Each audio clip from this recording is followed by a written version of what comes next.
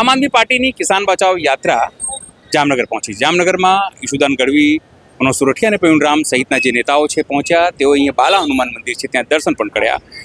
તમામ પ્રકારની વિધિ પણ અહીંયાથી એક હુંકાર પણ કર્યો છે કે આગામી દિવસોમાં એટલે કે વિધાનસભા ઇલેક્શનમાં આમ આદમી પાર્ટીનું જે દેખાવ હશે તે પહેલાં કરતાં ખૂબ સારું હશે, જીતવાની કગાર પર છે. પણ મહત્વપૂર્ણ બાબત એ છે કે હવે 3 તારીખે તેઓ પણ હનુમાન ચાલીસા ભણાવવાની અથવા તો હનુમાન ચાલીસા તમામ કાર્યતાઓ ભણે એટલે કે હિન્દુત્વનો જે તડકો છે તે લગાવવાનો પ્રયત્ન થયો છે. નમસ્કાર, હું છું ચિંતામણી પુત્ર અનિલ પટેલ. સ્વાગત છે આપનો અમારા વિશેષ કાર્યક્રમમાં. આવો સાંભળીએ આ ત્રણેય નેતાઓએ એક પછી એક શું કહ્યું. આજે જામનગર ખાતે શ્રી બાલા હનુમાનજી મંદિરે દર્શન કરી ભગવાનના આશીર્વાદ લઈ અને આ યાત્રાનો 5મો દિવસ છે. સોમનાથ દાદાના દર્શન કરીને નીકળેલી પરિવર્તન લાવો, કિસાન બચાવો, ગુજરાત બચાવો યાત્રા સતત ગુજરાતમાં આગળ વધી રહી છે અને ગુજરાતના લોકો, ખેડૂતો, ગુજરાતના તમામ કે જે લોકો ભાજપથી પીડિત છે, ભાજપના અત્યાચારથી પીડિત છે, લોકોનો ખૂબ સારી રીતે ગુજરાતમાં આમ આદમી પાર્ટીની આ યાત્રાને સમર્થન મળી રહ્યું છે.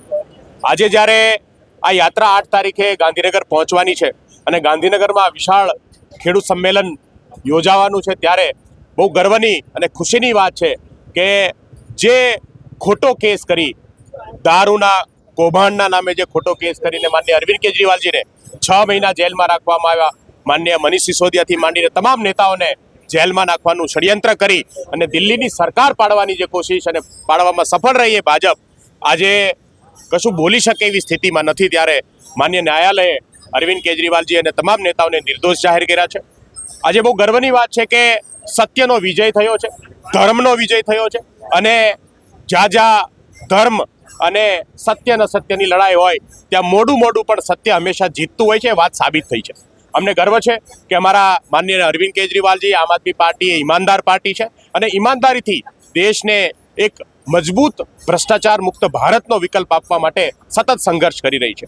આજે આપ સૌના માધ્યમથી મારે આપ સૌને જણાવવું છે કે ગુજરાતની અંદર આમ આદમી પાર્ટી આગામી સ્થાનિક સ્વરાજની ચૂંટણીમાં ઉતરવાની છે અને માનનીય અરવિંદ કેજરીવાલજીની ઉપર આજે જે બેઈમાનીનો કીચડ ઉછાળવામાં આવ્યો હતો એ કીચડ સાફ થયો છે. ત્યારે આગામી 3 તારીખે ગ્રહણના દિવસે સમગ્ર ગુજરાતની અંદર આમ આદમી પાર્ટીના કાર્યકર્તાઓ પોતાના ઘર ઉપર હનુમાન ચાલીસાના પાઠ કરી, હનુમાન ચાલીસાનું આસપાસના લોકોને બોલાવી અને વિશાળ સંખ્યામાં ગુજરાતના ખૂણા ઉપર હનુમાન ચાલીસાના પાઠ કરી અને જે સત્યની જીત થઈ છે એ બદલ દાદાનો આભાર માનશે અને દાદાને વિનંતી કરશે કે આ અસુરી શક્તિઓ કે જે આજે દેશ ઉપર રાજ કરે છે એમાંથી છુટકારો આપે અને એના માટે આમ આદમી પાર્ટીના તમામ કાર્યકર્તાઓને શક્તિ આપે. આગામી 3 તારીખે ગ્રહણનો દિવસ છે. ગ્રહણના દિવસે ભગવાનનું જેટલું નામ લઈએ, ભગવાનનો જેટલો જાપ કરીએ એટલો 1000 ગણું વળતર જે છે એ ભગવાન આપતા હોય છે. આ ગ્રહણના દિવસે આમ આદમી પાર્ટીના તમામ કાર્યકર્તાઓ લગભગ ગુજરાતના તમામ બૂથો ઉપર હનુમાન ચાલીસાનું અધ્યયન થશે, પાઠ થશે અને ગુજરાતની અંદર આ આસુરી શક્તિ હારે એવા સંકલ્પ સાથે દાદા શક્તિ આપે એવા આશીર્વાદ સાથે આમ આદમી પાર્ટી આગળ વધવા જઈ રહી છે. આપ સૌનો આભાર કે આ યાત્રાને સફળ બનાવવા માટે સતત ગુજરાતની જનતા જે છે એ આશીર્વાદ આપી રહી છે. સૌનો ખૂબ ખૂબ આભાર. જય બજરંગબલી, જય શ્રી રામ. આજરોજ લગભગ ગુજરાતના ખેડૂતો માટે 108 દિવસની મેં જેલ ભોગવ્યા બાદ અને અમારી સાથે અન્ય ખેડૂતોએ જેલ ભોગવ્યા બાદ ગુજરાતના ખેડૂતો માટે પરિવર્તન લાવો અને કિસાન બચાવો યાત્રાના માધ્યમથી સોમનાથ દાદાના દર્શન કરીને શરૂ થયેલી આ યાત્રા આજ રોજ જામનગર ખાતે બાલા હનુમાનજીના મંદિર ખાતે પહોંચીને એમના ચરણોમાં પહોંચી છે. અહીંયા અમે બાલા હનુમાનજીના દર્શન કર્યા છે, એમના ચરણોમાં વંદન કર્યા છે અને હનુમાનજી એ સંકટ મોચન છે, એ તમામ લોકોના સંકટ દૂર કરે છે. ત્યારે બાલા હનુમાનજીના ચરણોમાં નતમસ્તક વંદન કરી અને અમે પ્રાર્થના કરીએ છીએ કે મારા ગુજરાતના ખેડૂતોના તમામ સંકટ મોચન હનુમાનજી દૂર કરે. જે પીડાઓથી ખેડૂત પીડાઈ રહ્યો છે, જે અમેરિકા અને ભારતની ટ્રેડ ડીલથી ખેડૂતને નુકસાન થવાનું છે, જે ખેડૂતના ખેતરમાં ઊભા પાકમાં થાંભલા આવી રહ્યા છે, પાક, બિયારણ, પાકનો ભાવ નથી મળતો, દેવા માફીની કોઈ સરકાર દ્વારા જાહેરાત નથી, વીમાને લઈને કોઈ જાહેરાત નથી. આ તમામની અંદરથી સંકટ મોચન હનુમાનજી ગુજરાતના ખેડૂતોને તારે એવી એમના ચરણોમાં નતમસ્તક વંદન છે. અને માનનીય અરવિંદ કેજરીવાલજી હનુમાનજીના પરમ ભક્ત છે. ત્યારે ગઈકાલે જે ચુકાદો આવ્યો એ ચુકાદાને લઈને હનુમાનજીના આશીર્વાદ અરવિંદ કેજરીવાલજી ઉપર અને આમ આદમી પાર્ટી ઉપર પડ્યા છે. આવનારા દિવસોમાં પણ ગુજરાતના ખેડૂતો ઉપર હનુમાનજીના આશીર્વાદ આવશે એવો અમને વિશ્વાસ છે. આભાર. આજે પરિવર્તન લાવો ખેડૂત બચાવો યાત્રા જે માનનીય મનોજભાઈ અને પ્રવીણભાઈની આગેવાનીમાં જે નીકળેલી છે આજે જામનગર પહોંચી છે. દાદા સોમનાથ દાદાના દર્શન કરીને આ યાત્રા વિવિધ મુદ્દાઓને લઈને નીકળેલી છે. આજે અમે જામનગરમાં અહીંયા જે અખંડ રામધૂન છેલ્લા 62 વર્ષથી ચાલે છે એ બાલા હનુમાનજીના દર્શન કર્યા છે. ખૂબ જ અનુભૂતિ થઈ. અહીંયા ચૈતન્યનો જાણે વરસાદ વરસે છે એવી અદ્ભુત શક્તિનો અહીંયા અનુભવ થાય છે. અહીંયા જે ભાગ લેનારા અને જે દરરોજ દર્શન કરનારા લોકોના મન અને ચિત્ત પવિત્ર થતા હશે એવું માનીએ છીએ. મિત્રો, આ આખી લડાઈ એવી છે જે અસત્ય સામે સત્યની લડાઈ માટે અમે નીકળ્યા છીએ. અમે સૌ સામાન્ય પરિવારમાંથી આમ આદમીમાંથી ઊભા થયેલા યુવાનો છીએ. જે કેટલાક યુવાનો ગુજરાતની જે તાનાશાહી સરકાર છે એની સામે માથ ભીડી છે. અમારા ઉપર વિવિધ લાઠીચાર્જો થાય છે, અમારા લોકો ઉપર કેસો થાય છે, અમારા લોકોને જેલમાં નાખવામાં આવે છે. છતાં હું ગુજરાતની અને જામનગરની જનતાને કહેવા માગું છું કે અમે તમારા માટે લડવામાં કોઈ કચાશ નહીં રાખીએ. ભલે અમારી પાસે અમે કોઈ મુખ્યમંત્રીના દીકરા નથી, અમારી પાસે એવી સત્તા કે સંપત્તિઓ નથી, પણ અમારું મનોબળ છે, મક્કમ છે.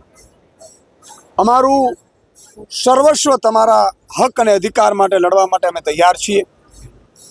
ભાજપ જે રીતે ત્રાહિમામ પ્રોકારીને મોંઘવારી ચરમસીમાએ, ભ્રષ્ટાચાર ચરમસીમાએ, ખેડૂતોને ભાવ નથી મળતા, મધ્યમ વર્ગ અત્યારે પીડાઈ રહ્યો છે. અને આગામી ચૂંટણીઓ હું જામનગરની જનતાને કહેવા માંગુ છું, સ્માર્ટ મીટર ઉપર લડાવવી જોઈએ. તમારા ઘરે જો તમે ભાજપને મત આપ્યો જામનગર મહાનગરપાલિકામાં, તો મહાનગરપાલિકાની ચૂંટણીનું પરિણામ આવશે અને બીજા જ દિવસથી તમારા ઘરે ભાજપવાળા પોલીસને સાથે રાખીને સ્માર્ટ મીટર નાખશે અને જેના બિલ ડબલ કે ત્રબલ આવશે. જો તમે ભાજપને મત નહીં આપો તો આ લોકોનો સ્માર્ટ મીટર છે એ અભેરાઈ ચડાવી દેવામાં આવશે ને એમ લાગે છે કે ભાઈ શહેરની જનતા છે એ પરેશાન છે સ્માર્ટ મીટરથી, અમે નથી નાખવા. તો મારી સૌની વિનંતી છે કે સ્માર્ટ મીટર ઉપર આગામી ચૂંટણી મહાનગરપાલિકામાં લડાય. અને જે પણ ભાજપના આગેવાનો તમને ચૂંટણી માટે મતદાન કરવા, જે સગા સંબંધીઓ, જ્ઞાતિના આગેવાનો, ધર્મના આગેવાનો આવે તો એમની પાસે ખાતરી લેજો લેખિતમાં કે શું તમે સ્માર્ટ મીટર લગાડશો કે નહીં. લેખિતમાં આપો. કોઈ ભાજપ વાળો તમને લેખિતમાં નહીં આપે, કારણ કે આ ઉપરથી આવેલી બત્તી પકડાવેલી છે અને અહીંના બધા જે ભાજપના નેતાઓ છે માત્ર પપેટ સમાન છે.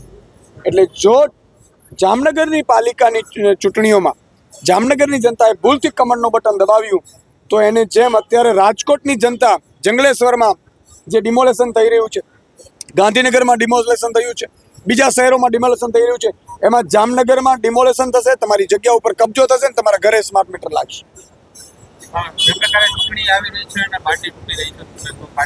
પાર્ટી વધારે મજબૂત થઈ રહી છે.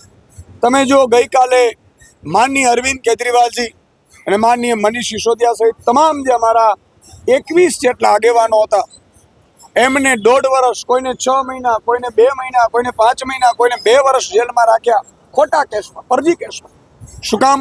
તો કે અરવિંદ કેજરીવાલજીની લોકપ્રિયતા ગુજરાતમાં એટલી વધી રહી હતી. અરવિંદ કેજરીવાલજીને માટે આખા ગુજરાતમાં તમામ મહાનગરપાલિકા, જિલ્લા, તાલુકામાં લોકો ખૂબ મત આપી રહ્યા હતા. ગુજરાત વિધાનસભામાં 41 લાખ લોકોએ કમર અને પંજાનું બટન છોડીને આમ આદમી પાર્ટીનું ઝાડુનું બટન દબાવ્યું. એટલે ભાજપ ડરી ગઈ હતી, કારણ કે ભાજપને કોંગ્રેસને મેનેજ કરવી સહેલી છે. એટલે અરવિંદ કેજરીવાલજીની ઈમાનદારી ઉપર ડેન્ટ લાગે, મનીષ સિસોદિયાની સ્કૂલ મોડેલ ઉપર ડેન્ટ લાગે અને સત્યેન્દ્ર જૈનના મોહલ્લા ક્લિનિક ઉપર ડેન્ટ લાગે. એટલા માટે થઈને આખું ષડયંત્ર રચવામાં આવ્યું છે.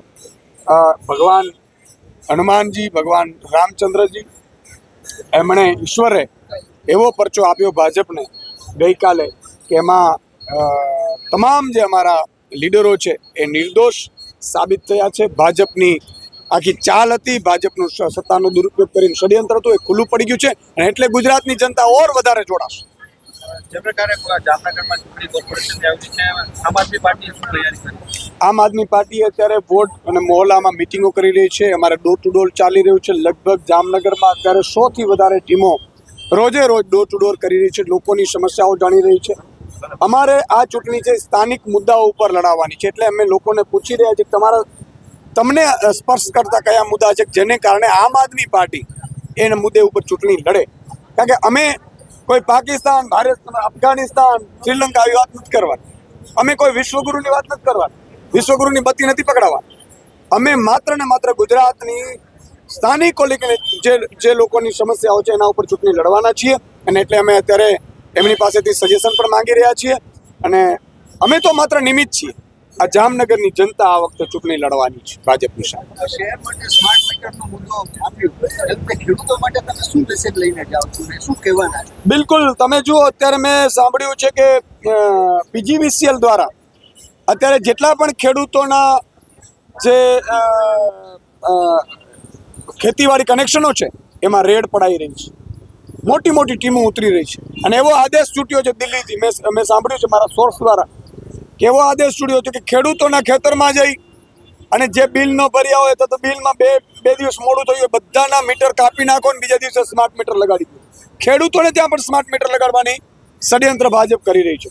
ખેડૂતોને ભાવ નથી મળતા, સિંચાઈની વ્યવસ્થા નથી, ખેડૂતોને ખાતર બિયારણ સમય ઉપર મળતું નથી, નકલી મળી રહ્યા છે.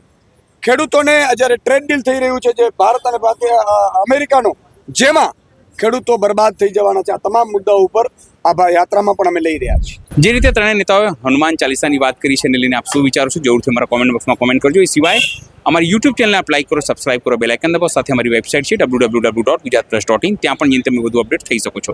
અત્યાર માટે બસ આટલું જ. નમસ્કાર.